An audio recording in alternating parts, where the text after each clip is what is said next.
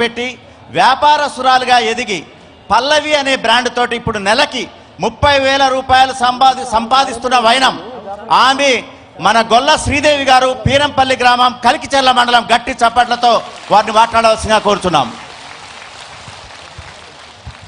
సభకి నమస్కారం. మన ముఖ్యమంత్రి గారికి ధన్యవాదాలు. మా ఆత్మీయుల సమ్మేళనకు మా మహిళలతోని మాట్లాడడానికి ఇక్కడికి విచ్చేసినందుకు మా మహిళలందరూ చాలా అదృష్టవంతులు సార్. మిమ్మల్ని ఇంత దగ్గర నుంచి చూడడం అంటే కూడా అసలు మాకు ఈ అవకాశం వస్తుందని కూడా మేము అనుకోలేదు. ఈ అవకాశం ఇచ్చిన అందరికీ మాకు హృదయపూర్వక ధన్యవాదాలు. నా పేరు శ్రీదేవి సార్, వికారాబాద్ జిల్లా కులక్చెర్ల మండల్ పీరన్పల్లి నాది. నేను చిన్న సంఘంలో 2006లో జాయిన్ అయ్యాను సార్. అక్కడ సంఘాల మొత్తము అప్పులు తీసుకొని ఎదుగుతుంటే వాళ్ళని చూసి నేను ఎందుకు ఎదగలేను, ఎలాగో నాది మధ్యతరగతి కుటుంబం కదా, నేను ఎందుకు ఎదగలేను అని అందులో అప్పు తీసుకొని చిన్నగా వ్యాపారం చేసుకున్నాను సార్. కిరాణం షాపు నుంచి ఇప్పుడు నేను చాలా పెద్ద ఎత్తుకు ఎదిగాను సార్. నాతో పాటు ఒక 2-3 ఉపాధి కూడా కల్పిస్తున్నాను. 20,000తో స్టార్ట్ చేసిన నా బిజినెస్ ఇప్పుడు 8 లక్షల దాకా వచ్చింది సార్. అది నేను ఇప్పుడు కులక్చెర్ల కూడా నేను వెళ్ళి వాళ్ళకి ఆర్డర్లు తీసుకోవడం మానేసి వాళ్ళే ఇప్పుడు నాకు ఫోన్లు చేసి ఆర్డర్లు చెప్తున్నారు సార్, మీరు ఇది తెచ్చేయండి అది తెచ్చేయండి అని.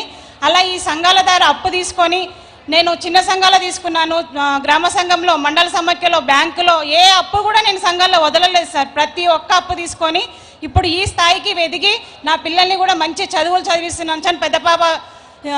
పెద్ద పాప పీజీ చేసి జాబ్ చేస్తుంది సార్, సెకండ్ పాప బీటెక్, థర్డ్ బాబు సెకండ్ ఇయర్ సార్. అది నారాయణ కాలేజీలో చదివిస్తున్నాను సార్. మంచి చదువులు చదువుతున్నారు మా పిల్లలకు.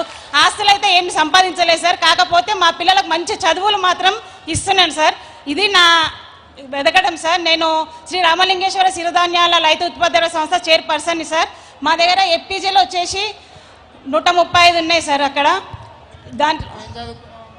సార్ నా మ్యారేజ్ కానప్పుడు 10th చదివినా సార్. మ్యారేజ్ అయినాక మా ఆయన డిగ్రీ దాకా చదివించిండు సార్.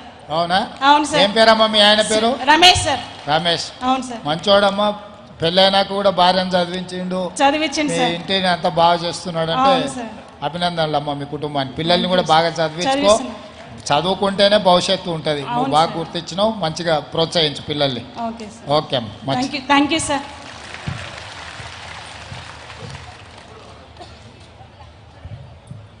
ఇప్పుడు ఆమె ఒక జోగిని వ్యవస్థ దురాగత పీడిత దానికి